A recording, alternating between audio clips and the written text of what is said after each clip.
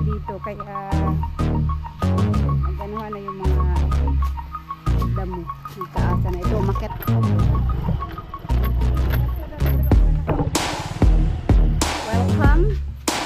Welcome. Pero nung nag-ano si mama, what's up guys, ayan dito kami ngayon sa lote kasi may check kami sa bahay kasi pinasok ni Buyog nung isang araw yung bahay ni Ma'am Jo at may nakita siya doon kaya yun puntahan natin para ma-check na rin. So eto, punta na kami sa may ngayon na ako nakapunta dito, matagal-tagal na rin. Ano siya naglagyan na sila ng mga bato kaso lang grabe ang lalaki ng bato, parang nasa ilog ba na parang nasa ilog, ang lalaki ng bato, ilog na natuyuan no.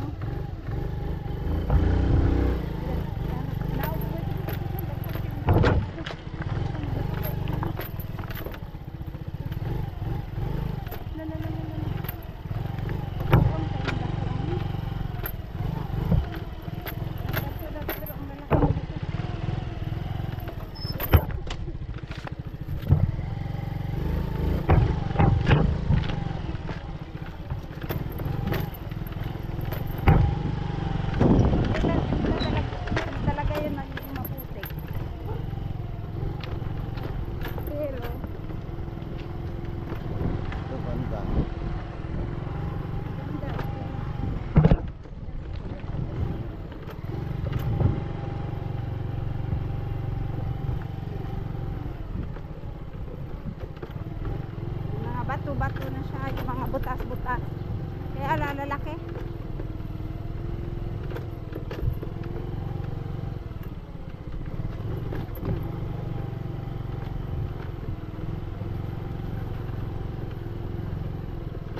Ay meron na yung gumawa pala ng bahay dito sa gilid sa tabi.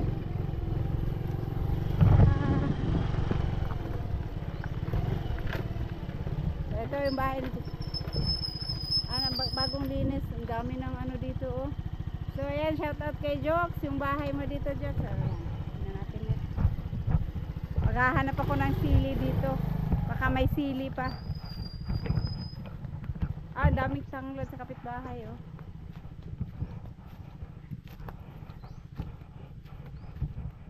Wala na, namatay na yung malaking sili dito ni Jox. Joxy, ikot ako sa iyong bahay. Na ano na rin oh, naluma na rin yung mga kahoy-kahoy. Wala na talaga yung sili dito. May sili itong malaki dito eh. Namatay na rin.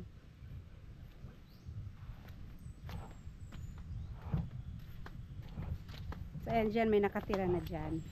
So hindi na nakakatakot kasi may tao na dyan na nakatira. Sa kabila. At saka doon, mayroon na rin gumawa ng bahay.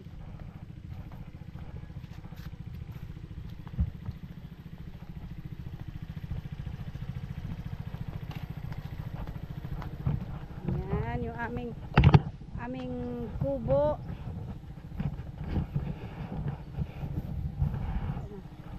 Hawak na itong ano, maglakadala ko pababa. Sige, mauna na ka. Mauna na ka be. Mauna na ka. Mamaya matilapo na naman ako.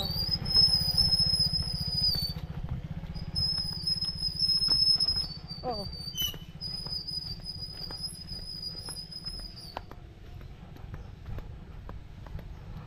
Ayan, dito kay Kabungot.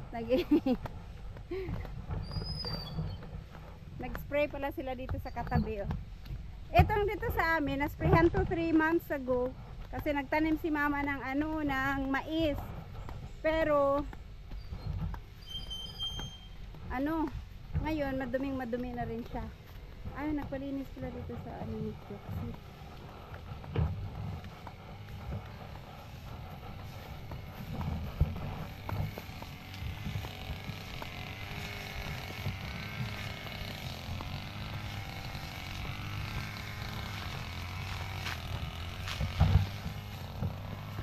Ay, dito.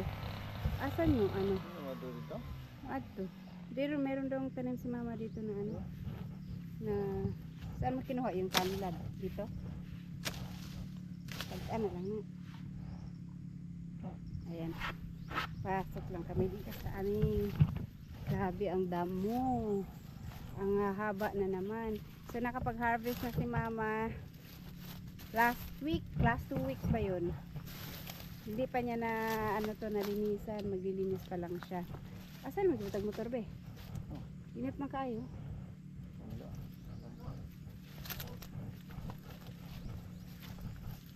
Ayan. Dito muna ako sa kubo namin. Bago tayo pumasok kay Ma'am Jo, dito muna tayo sa kubo. So itong dito, mahaba na talaga yung damo niya ulit. Papa-sprayhan namin ulit. Sabay na rin ang pag-spray ni mama dyan. Kasi magtatanim siya ulit. So yan, saka kami magpapa-spray na naman ulit.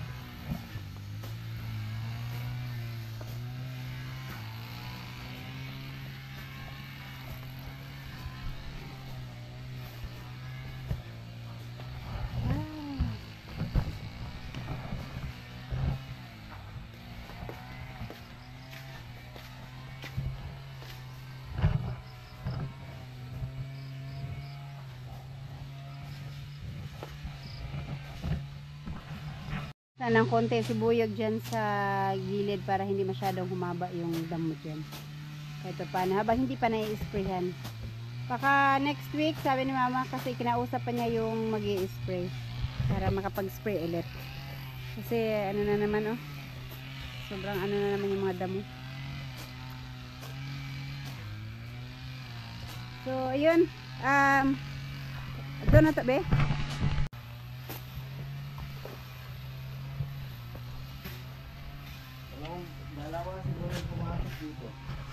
Ayan.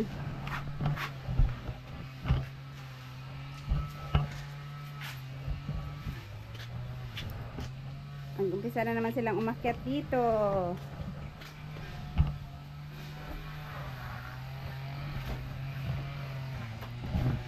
Okay. Welcome. Welcome. Pero nung nag-ano si mama, pinasok niya to Pinasok niya dito nung nag-ano ng mais. Wala pa naman, pero ngayon, so, yan. Wala na kasi yung mais. Ayun wala na silang kinaing mais. Ano to? Bakit? Mga tae ito ng daga, no? Wala na yun. Ha? Ipis. Ipis? Ay, ipis pala. Tae ng ipis. Tapos, ayan, nabuksan naman yung buyog yung kwarto. So, yan. Ito, okay naman. Dami ipis yan, di daga. So, wala naman, hindi naman na paano yung mga unan, mga...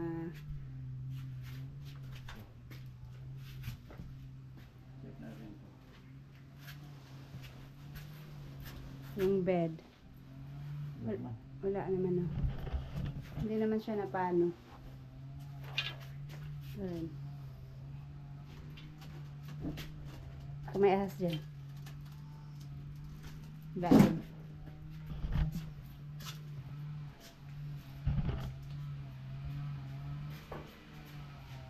Tadadan! Dito sa CR. So, yan. CR. Tapos, alright. Maliwanag. Ayan, Ma'am Jo. Paano sila nakaano dyan? Binutas ng mabait. Galing sa taas. Gusto niya pumasok. Ayan, binutas ng mabait. Pero hindi siguro nakapasok. Tapos, at yan, bakit ang daming langgam? Binutas siya ng mabait. At saka yun. Dalawang butas. Dalawang corner. Dalawang corner, no? Makain pala ng ano yan, daga yan. My goodness. So yun, dalawang butas ang meron. Okay, so yun lang naman, Ma'am Jo. Pero, ito yung mga dugtungan. Hindi ko alam bakit ang daming langgam. Ang daming langgam. Wala namang pagkain dito. Pero ang daming langgam. Ha? Dito.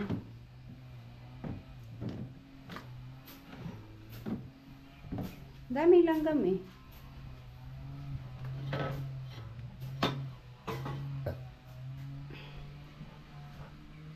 Ayan, dito tayo sa labas na tayo.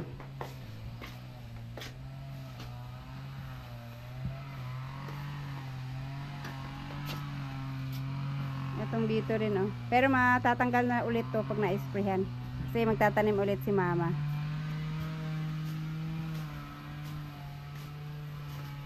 Tapos kawawa naman tong kubo namin.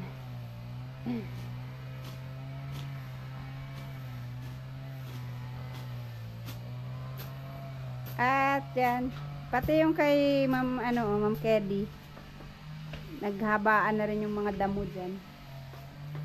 Wala na kasing baka si Nunoy, hindi na nagano dito, hindi na siya nagpapastol dito kaya naganuhan na yung mga damo, nagkaasa na. Ito umakyat na rin sa as.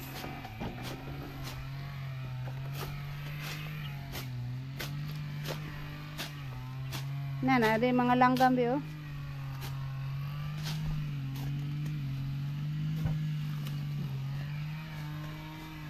Diba?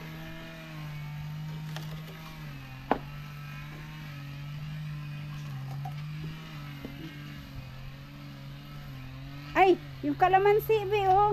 May mga bunga. Naka-harvest na rin si Buyog nito eh. Oh, malaki. Pwede na to? 2, 3. Ha, sa kabila meron din? Oh, marami na rin siyang bunga pala. Pwedeng harvestin.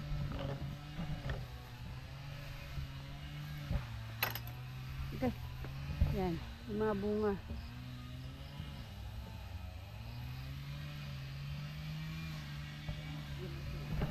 Ha?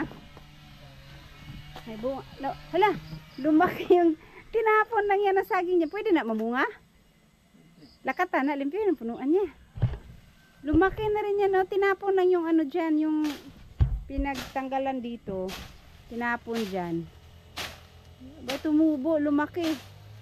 Nasa road right yan eh. Pero, hindi naman ano eh. Hindi pa naman naayos eh. Pabungahin na muna. Hala, yung santol ni Ma'am Jo doon, ay ni Ma'am Keddy doon, ang malaki na. Ilang year mamunga yung ano be? Santol. Bangkok pa naman yan. 7?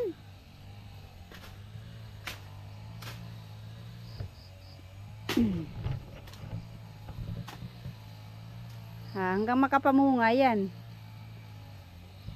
Dito, maraming saha. Kailangan na rin tanggalin. Ito wala pa. Wala pang bunga. Yung isa doon, mayroong bunga. Be, may kukunin ako sa taas. Iuwi ko yung ano.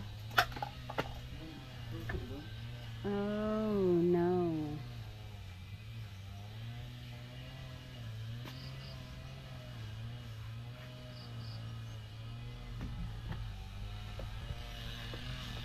Ayan, hindi na naayos, hindi na nalinisan.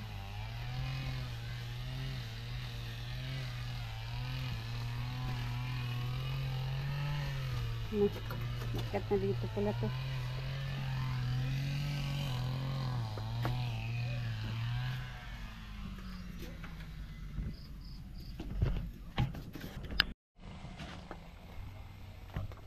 Ay, papaharvest ko sana tong kalamansi. Ano pa daw, bata pa daw, sabi ni Buyog. Hindi pa yan pwede. Pero malalaki naman ah. Wala pa. Pagbalik natin, wala na yan. Birang bi. Wala pa daw. Sige, wag na lang. Susunod na lang, pati yung sa kabila. Pati yung sili pala ni Ma'am Jo dito, namatay din oh. Na-sprayhan ata nung nakaraang nag-spray. Kaya namatay din.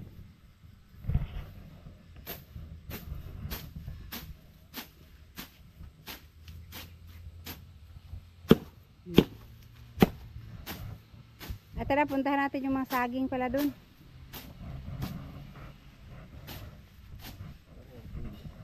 Naman. Huwag mong anuhin yan, patayin yan. Ganda na lang yan pag ano.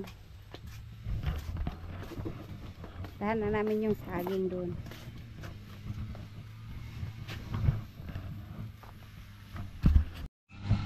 Yan guys, silipin lang namin yung aming saging. Kung ano na nangyari sa aming saging dito.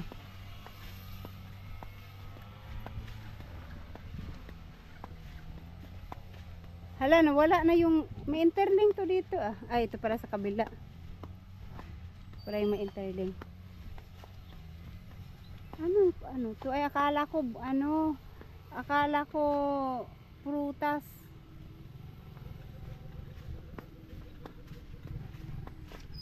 Ay, nawala na rin yung mga bakod nila dyan. So, ay, ito ba yun, be? Ito yung saging ni Kamaster, be? Biglang lumaki, no? Bakit dati ang liit-liit nito? Tinanggalan mo ng saha. Biglang lumaki to. Ang liit ng punong to, tapos namunga na. So ito yung mga lakatan. Ang tinanim ni Buyog dito halos mayroong ang liit talaga, parang dangkal lang. Pero lumaki naman, sumibol naman sila. Oh. Ilang puno din yan. Nabuhay lahat, no? 1, 2. May isang namatay, isang piraso lang. Dito din sa kabila, nagtanim din sila ng mga saging. Saging din yung tinanim.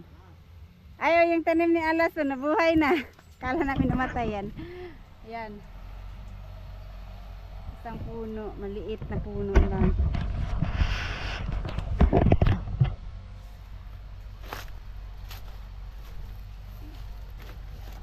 Ayan.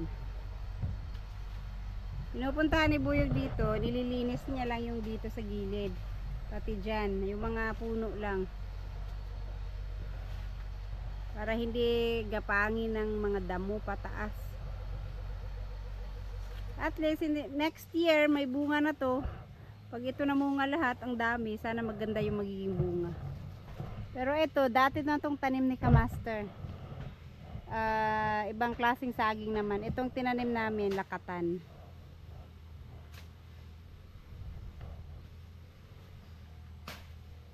Sakto lang na saging yung tinanim namin kasi hindi napupuntahan palagi. At least hindi siya kailangang linisan araw-araw, hindi kailangan diligan kahit mainit ang panahon.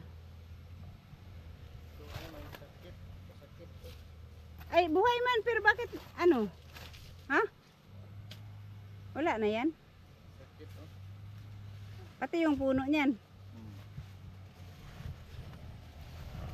Yun lang ang ating kunting update sa Seward Village na naging Seward Bukid na. Hindi, pero padami na ng padami yung mga bahay dito, kabahayan. Sa taas, ang dami na, at saka marami na rin nakatira doon sa taas. May mga may mga bahay na tinatayo na nila. Naglalakihan na rin yung mga bahay doon sa taas. So, uwi na kami. So, ayun guys, nag-update lang ako at binisita lang namin yung bahay ni Ma'am Jo. So ayan, ito na yung nangyari dito sa aming maliit na village. Yung ilog diyan, no, tinanggal nila yung bakod, bandang unahan ilog yan eh. Dati naharangan ng mga yero. Ngayon wala na yung mga yero diyan. Pero may nakatira pa rin diyan sa baba. So ayun guys, hanggang sa susunod na aking pagbisita dito. Thank you.